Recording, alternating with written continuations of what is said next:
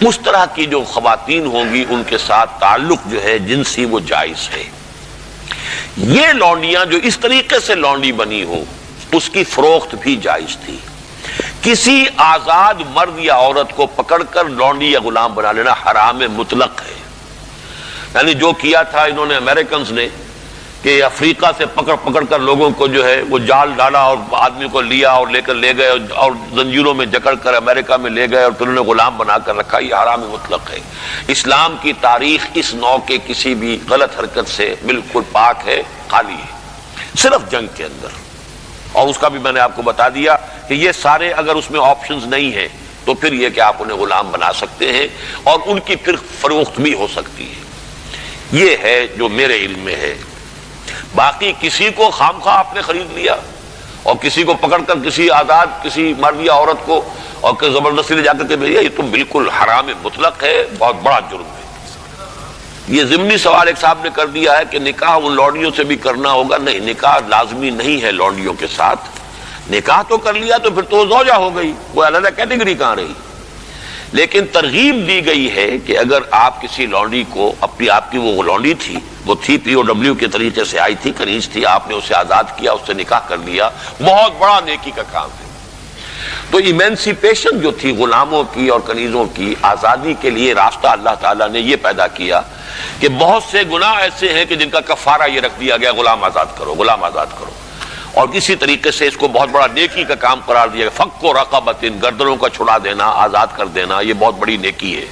تو اس حوالے سے اس کا معاملہ اسی طریقے سے کسی لونڈی کے ہاں سے اولاد اگر ہو گئی تو اب وہ ام ولد ہو گئی، اب وہ لونڈی نہیں رہی، ام ولد ہو گئی، اسے فروخت آپ نہیں کر سکتے، وہ آپ ہی کے ہاں رہے گی، لیکن یہ کہ وہ آپ کا اس کا درجہ جو ہے عام کنیز سے وہ بڑھ جاتا ہے۔ یہ تفصیلی قوانین ہے۔ اصولی سوال جہاں تک تھا اس کے حد تک میں نے عرض کر دیا ہے کہ اسلام میں یہ راستہ اب بھی کھلا ہے، اور اس کی حکمت کیا ہے اس پر میں بھی بہت غور کرتا رہا، اس لیے کہ بظاہر تو عام خاص طور پر آج کل کے حالات میں یہ چیز جو ہے ذہن انسان کا اس کو قبول نہیں کرنے کو تیار ہوتا کہ اس طرح کا معاملہ بھی ہونا چاہیے۔ لیکن میں یہ سمجھتا ہوں کہ وہ جو جہاد فی سبیل اللہ آخری دور میں ہونے والے ہیں، جن میں کہ حضرت مہدی اور حضرت عیسیٰ علیہ السلام کا معاملہ بھی ہوگا، اس میں میں سمجھتا ہوں یقیناً کوئی ایسے مراحل آئیں گے کہ جہاں اس انسٹیٹیوشن کو انووک کرنے کی ضرورت پیش آئے گی، اس کے لیے کہ اس کا راستہ شریعت کے اندر باقی رکھا گیا، کھلا رکھا گیا، اگرچہ اس کے بڑی پابندیاں لگا دی گئیں۔ یہ بھی ہے کہ غلام کو وہی کھلاؤ جو خود کھاتے ہو، وہی پہناؤ جو خود پہنتے ہو، کام کا بھی بوجھ اس پر اتنا زیادہ نہ ڈالو کہ جس کا بہت مشقت والا ہو جائے، کوئی بہت سخت کام ہے تو تم خود بھی اس کے اندر شریک ہو جاؤ اس کے ساتھ۔ یہ ساری چیزیں ہیں، ان کے ساتھ نیک سلوک کرنا، اچھا سلوک کرنا۔ اسی کا نتیجہ یہ ہے کہ عالم اسلام میں ایک دور ایسا آیا کہ مشرق و مغرب میں سب سے بڑی حکومتیں جو تھیں وہ غلاموں کی تھیں۔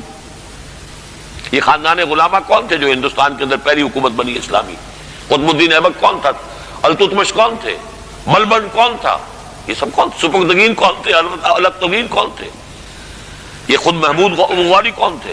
محمود غزنوی، یہ سب کے سب غلام تھے۔ اسی طریقے سے ممالک کی حکومت مصر میں، ہندوستان میں خاندان غلامہ اور ممالک مملوک کی جمع ہے، مملوک غلام کو کہتے ہیں۔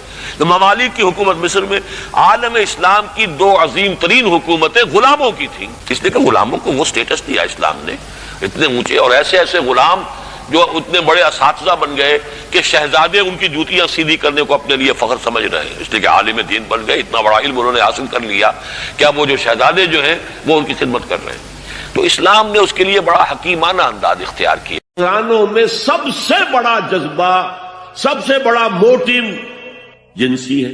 اللہ نے بڑی کشش رکھی، مرد میں عورت کے لیے، عورت میں مرد کے لیے، لیکن عورت پیسیو ہے، مزاجن، وہ اقدام نہیں کرتی، آگے نہیں بڑھتی، مرد اقدام کرتا، آگے بڑھتا۔ یہ جو کشش ہے اس کے نتیجے میں مرد اور عورت کے درمیان بے حجابی گویا کہ آگ پر تیل ڈالنا ہے، آگ بھڑکے گی۔ اسلام نے اس کو روکا ہے، پورا نظام اس کا معاشرتی، ایک بہت بڑا پردہ پورے معاشرے میں ہے، بہت بڑا پردہ، جیسے یہ چھوٹا سا پردہ آپ کو نظر آ رہا ہے نا، ادھر عورتیں ادھر مرد ہیں۔ اب یہ ہے بہت پیاری آیت ہماری خواتین کے لیے قابل غور۔ نیک بیویاں تو وہ ہیں جو تابع دار ہوں، اطاعت کیش ہوں، مردوں کا کہنا مانے، ان کی اطاعت کریں۔ حافظات للغیب، اور غیب میں ان کے لیے محافظ بنے، ان کے مال کی بھی حفاظت کرے. یہ نہیں خیانت کر کے شوہر تو گیا ہوا جو چاہو اس کے مال میں سے جس کو میں جو چاہوں دے دوں، نہیں، یہ اس کا مال جو ہے وہ اسی کا ہے، اس کی خیانت نہیں کرے گی، وہ امانت کے ساتھ حفاظت کرے گی. اور اس کے علاوہ اپنے نفس کی حفاظت کرے گی، اس لیے کہ وہ بھی اب شوہر کی امانت ہے.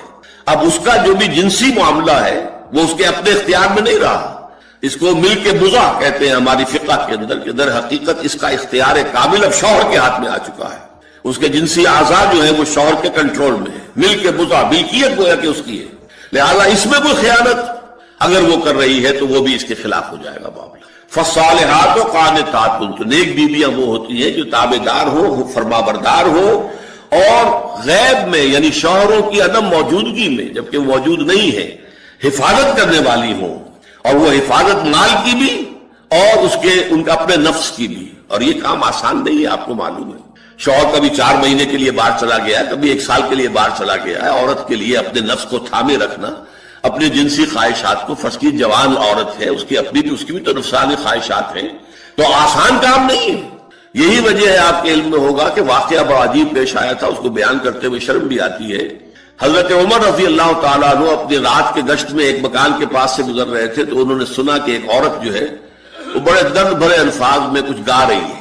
اگر مجھے اللہ اور اس کے رسول کا فرق کا خوف نہ ہوتا تو تم دیکھتے کہ اس وقت میری چارپائی جو ہے چرچرا رہی ہو. تو اس پر حضرت عمر جو ہے وہ دم تنبہ ہوا کہ ہمارے لوگ جو ہیں جہاد پر جاتے ہیں، سال بھر تک واپس نہیں آتے، تو اس سے تو سوسائٹی کے اندر بہت زیادہ جو ہے ایک اندیشہ اور خطرہ پیدا ہو جائے گا.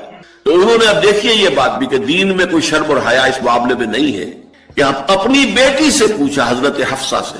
اب وہ بیٹی بھی ہے اور ام المومنین بھی ہے، حضور کی اہلیہ ہے تو ام المومنین ہے، لہذا حضرت عمر کے لیے بھی ماں کے درجے میں ہے، اگرچہ ہے حضرت عمر کی صاحبزادی. کہ تم مجھے بتاؤ حفصہ، ایک عورت زیادہ سے زیادہ کتنے عرصے تک صبر کر سکتی؟ اور کوئی قباحت محسوس نہیں کی حضرت حفصہ رضی اللہ تعالی عنہا نے، کہا 4 مہینے. تو پھر انہوں نے یہ آرڈر نافذ کر دیا، کوئی مجاہد 4 مہینے سے زیادہ جو ہے وہ بحث پر نہ رہا ہے، لازماً وہ آئے چھٹی لے کر اور وہ گھر پہنچے. آپ اس کی روشنی میں دیکھیے جو کچھ ہمارے ہاں ہو رہا ہے، امارات میں جو لوگ کام کرتے ہیں، سعودی عرب میں کام کرتے ہیں، باہر کے ممالک میں کام کرتے ہیں، جوان بیویوں کو یہاں چھوڑ جائے، پھر جو قصے ہوتے ہیں، جو سکینڈلز ہوتے ہیں، پھر جب وہ شوہر صاحب تشریف لاتے ہیں تو وہ دیور اور بیوی جو ہے مل کر اسے قتل کرتے ہیں، اس لیے کہ یہاں تو دنیا بدل چکی ہے، دیور کے اور بھابھی کے رشتہ کچھ اور ہی بن چکا ہے، لہذا وہ قتل بھی کرتے ہیں، مال بھی سارا لے لیتے ہیں. یہ ساری خبریں آپ اخبارات میں پڑھتے ہیں. یہ کیوں ہے؟ فطرت کے خلاف ایک طرز عمل آپ اختیار کر رہے ہیں. یا تو اپنی فیملیز کو ساتھ لے کر جائیے، یا یہ ہے کہ پھر